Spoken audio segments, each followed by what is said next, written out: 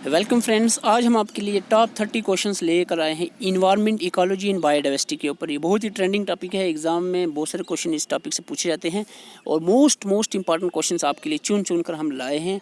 And तक आपको यहाँ बने रहें, एंड पे भी आपको कुछ इंपॉर्टेंट क्वेश्चंस बताए जाएंगे। और आइए स्टार्ट करते हैं। ये क्वेश्चन जेके पुलिस सब इंस्पेक्टर बहुत सारे एग्जामों के लिए ये इंपॉर्टेंट है। सबसे पहला क्वेश्चन जो अक्सर एग्जाम में देखने को मिलता है या आप सबको होपफुली आता होगा कि वर्ल्ड इन्वायरमेंट डे कब सेलिब्रेट किया जाता है। तो ये आपको एकदम से याद रखें, 5 जून। ये एग्ज़ाम में बहुत बार पूछा गया है। 5 जून को वर्ल्ड इन्वायरमेंट डे सेलिब्रेट किया जाता है। इसके बाद हम बात करें Periyar national park. National park बहुत इंपॉर्टेंट टॉपिक है। इसकी वीडियो भी मैं अपलोड कर चुका हूँ, आप देख सकते हैं प्ले लिस्ट में जाकर। पेरियार नेशनल पार्क कहाँ पर है? Located in Kerala. पेरियार केरला में है। तो आपको स्टेट वाइज नेशनल पार्क की वीडियो दी हुई है मैंने। Sundarban national park is located in which place? तो सुंदरबन आपको पता कहाँ पर है? सुंदरबन बंगाल में है। तो वेस्ट बंगाल जो है, सुंदरबन नेशनल पार्क कहाँ पर है? वेस्ट बंगाल। इसके बाद what is the main M of Montreal protocol? किसके रिलेटेड आया था? तो मॉन्ट्रियल प्रोटोकॉल आया था यहाँ पर ओजोन लेयर की प्रोटेक्शन के लिए। ठीक है।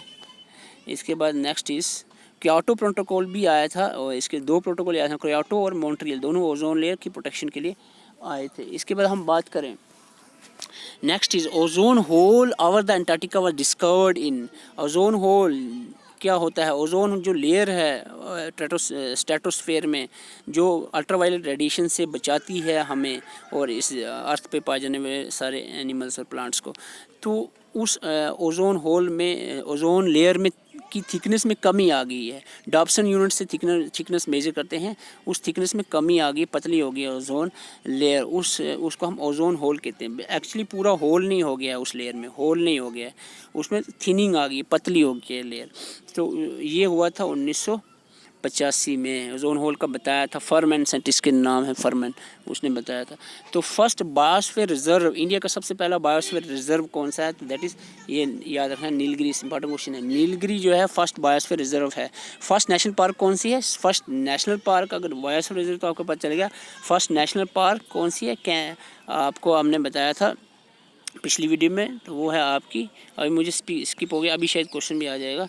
तो वो है वाइल्ड लाइफ वीक कब सेलिब्रेट किया जाता है? 1 अक्टूबर से 7 अक्टूबर तक। कैरियर ऑफ डेंगू बीमारी का कैरियर कौन सा मच्छर होता है? तो ये आपका एडीज मॉस्किटो। ठीक है। और ये जो एनोफिल मॉस्किटो है, ये किसका कैरियर है? कौन सी बीमारी फैलाता है? ये फैलाता है आपका मलेरिया। तो दोनों याद रखें, मलेरिया के लिए कौन सा? एनोफिल मॉस्किटो, और डेंगू के लिए एडीज मॉस्किटो। ठीक है, तो ये आपने याद रखना है। Which part of the plant evaporate water? Plant के कौन से पार्ट से वाटर एवेपोरेट होता है, भाप बन के निकलता है? तो ये लीफ में होते हैं स्टोमेटा, स्मॉल पोर्स, सुराख होते हैं, छोटे छोटे से माइक्रोस्कोपिक सुराख होते हैं, पोर्स। तो इनको स्टोमेटा कहते हैं। यहाँ से एवेपोरेशन होती है प्लांट से। तो when trees were are cut amount of oxygen, जब प्लांट ज़्यादा काटोगे, डिफॉरेस्टेशन करोगे, तो ऑक्सीजन पे क्या असर पड़ेगा? ऑक्सीजन का अमाउंट कम होगा। आपको पता है प्लांट ऑक्सीजन देते हैं। अगर आपको यहाँ लिखा होता है कि कार्बन डाइऑक्साइड का क्या होगा, तो कार्बन डाइऑक्साइड एटमॉस्फेयर में बढ़ जाएगी। ठीक है, कार्बन डाइऑक्साइड बढ़ेगी प्लांट काटने से, और ऑक्सीजन जो है, ऑक्सीजन वो डिक्रीज होगी। एबायोटिक इन्वायरमेंट है, आपको पता है ecosystem divided into biotic and abiotic. A means होता है absent, bio means life, abiotic means non living. Non living environment में क्या आएगा? Air, non living water, soil. तो ये तीनों नॉन लिविंग है। डज नॉट यहाँ पर कहा गया। तो प्लांट जो है इस लिविंग, इस बायोटिक कंपोनेंट ऑफ इकोसिस्टम। तो which of the following pair of gases are the major cause of green house effect? Green house effect क्या होता है? अर्थ पे गर्मी का रोकना, सूर्य से जो गर्मी आ रही हीट, उसको अर्थ पे ट्रैप करके रखना, ये ग्रीन हाउस गैसेस का काम होता है। गैसेस जैसे कि कार्बन डाइऑक्साइड, नाइट्रोजन डाइऑक्साइड, और बहुत सारी गैसेस हैं जो गर्मी को रोकती हैं अर्थ के ऊपर। ठीक है, इसको ग्रीन हाउस इफेक्ट कहते हैं। तो कार्बन डाइऑक्साइड और नाइट्रोजन डाइऑक्साइड का ज़्यादा इसमें रोल रहता है। इसके अलावा भी बहुत सारी गैसेस हैं। The प्लूटेंट responsible for ozone hole, ozone में होल, ओजोन लेयर मैंने अभी बताया था, ओजोन लेयर थिन हो रही है, पतली हो रही है। अंटार्कटिका पे होल भी यहाँ पर हो गया। होल मीन्स थिन, बहुत ज़्यादा थिन हो चुकी है। इसके पीछे किसका हाथ है? इसके पीछे CFC, क्लोरोफ्लोरोकार्बन जो है, ये जो कंपाउंड है, ये जो गैसेस कंपाउंड है, ये इसके लिए रिस्पॉन्सिबल है, ओजोन लेयर होल के लिए, या ओजोन लेयर डिप्लीशन भी कह सकते हैं। ठीक है, तो ये आप याद है, CFC याद रखना। ओजोन लेयर के रिलेटेड अगर डिप्लीशन या होल पूछा जाए तो CFC, क्लोरोफ्लोरोकार्बन रिस्पॉन्सिबल है। Full form of CNG, compress natural gas. Which of the following is biodegradable waste. आपको बायोडिग्रेडेबल एंड नॉन बायोडिग्रेडेबल दोनों याद हैं। आपको पता प्लास्टिक हो गया, आयरन हो गया, मेटल हो गया, ये नॉन बायोडिग्रेडेबल है, यानी इसको बायोलॉजिकल एजेंट्स माइक्रोब्स जो होते हैं वो इसको ख़त्म नहीं कर सकते हैं, कहीं पर डालोगे वहीं पड़े रहेंगे। लेकिन जैसे कि अदर हैं, जैसे ऑर्गेनिक वेस्ट हो गया, वो ऑर्गेनिक वेस्ट जैसे कि पेपर हो गया, वुड हो गया, कोई फूड प्रोडक्ट हो गया, खाने की चीज़ें, ये ख़त्म हो जाती हैं, इसको बायोडिग्रेडेबल कहते हैं। लेकिन यहाँ पर कोई भी बायोडिग्रेडेबल नहीं है, तो नन ऑफ द वो आंसर है। तो ये सारे क्या हैं, नॉन बायोडिग्रेडेबल वेस्ट हैं, तो यहाँ पर ये ख़त्म नहीं होते। द मॉस्किटो रिपेलेंट जैसे कि मोर्टीन, ऑल आउट वगैरह होता है, इसमें क्या चीज़ होती है, तो ये इंसेक्ट, ये क्या होते हैं, इंसेक्टिसाइड। इंसेक्ट्स होते हैं पॉइजन, इंसेक्ट को मारने वाला होते हैं, यानी मच्छर को मारते हैं, इंसेक्टिसाइड्स होते हैं। Ozone layer is found. Ozone layer कहाँ पर है? ओजोन लेयर बहुत इंपॉर्टेंट क्वेश्चन है। तो ये स्ट्रेटोस्फेयर में है।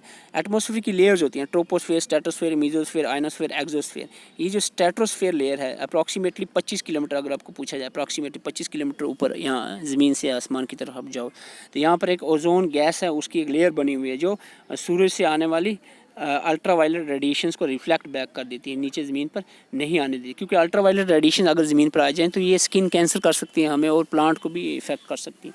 तो ये स्ट्रेटोस्फेयर में पाई जाती है ओजोन लेयर, ठीक है। ओजोन लेयर, ओजोन का ओजोन O3 कहते हैं। ये कैसे बनी है? ये एक atomic oxygen, molecular oxygen plus atomic oxygen से मिलके बना है O3, ठीक है। O2 plus O forms O3। तो चलो ये बाद में हम देखेंगे कभी। Non green plants like mushroom can not take their own food, can not make their own food. आपको पता है ग्रीन प्लांट सिर्फ खाना बना सकते हैं, नॉन ग्रीन प्लांट नहीं बना सकते। मशरूम क्या है? फंगस है, फंजाई। नॉन ग्रीन प्लांट, क्योंकि उनमें क्या नहीं होता, क्लोरोफिल नहीं होता, दे लैक क्लोरोफिल। क्लोरोफिल एक ग्रीन कलर का पिगमेंट होता है जो फोटोसिंथेसिस के लिए इंपॉर्टेंट होता है प्लांट में, खाना बनाने के लिए। तो क्लोरोफिल नहीं होता नॉन ग्रीन प्लांट्स में, तो इसलिए अपना खाना खुद नहीं बना सकते। Which is called as the power house of the cell. Cell में power house of the cell किसे कहते हैं? जो एनर्जी को स्टोर करता है, इसको माइटोकॉन्ड्रिया का power house of the cell कहा जाता है। The largest brackish water lake, यानी ब्रैकिश में साल्टिस्ट, सबसे ज़्यादा साल्ट वाटर लेक कौन सी है एशिया के अंदर? जो उड़ीसा में पाई जाती है, ये आपको हिंट दी हुई है। तो ये है चिल्का लेक, तो ये बहुत इंपॉर्टेंट है, याद रखना। Wular lake fresh water lake है लार्जेस्ट, जो जम्मू एंड कश्मीर में है। तो national park associated with the rhinoceros, एक सिंग वाला वन हॉर्न राइनोसरास भी पूछा था, तो ये बहुत इंपॉर्टेंट है। ये काजीरंगा नेशनल पार्क में राइनोसरास पाए जाते हैं। काजीरंगा नेशनल पार्क कहाँ पर है? असम में, तो ये आपने याद रखना है।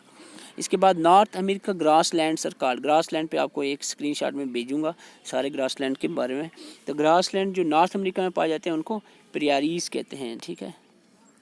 तो green revolution associated with, green revolution का एक इंपॉर्टेंट क्वेश्चन, एक एग्रीकल्चर से एसोसिएटेड है। वीट, सबसे पहले वीट पे ग्रीन रेवोल्यूशन स्टार्ट हुई थी। इसके अलावा राइस और मेज़ पे भी इस पे काम चल रहा है। इसके अलावा ग्रीन रेवोल्यूशन में father of green revolution in India पूछा जाता है, तो स्वामीनाथन जी जो father of green revolution India है, स्वामीनाथन। तो ये आपने इंपॉर्टेंट पॉइंट याद रखना है। So this is all about from the today's lecture. So hope you enjoy the lecture. Subscribe the channel and share the channel maximum. और टेलीग्राम का link जो है डिस्क्रिप्शन में है, उसमें से आप उसे ज्वाइन करें, PDF आप प्रोवाइड की जाएगी। Thank you for watching.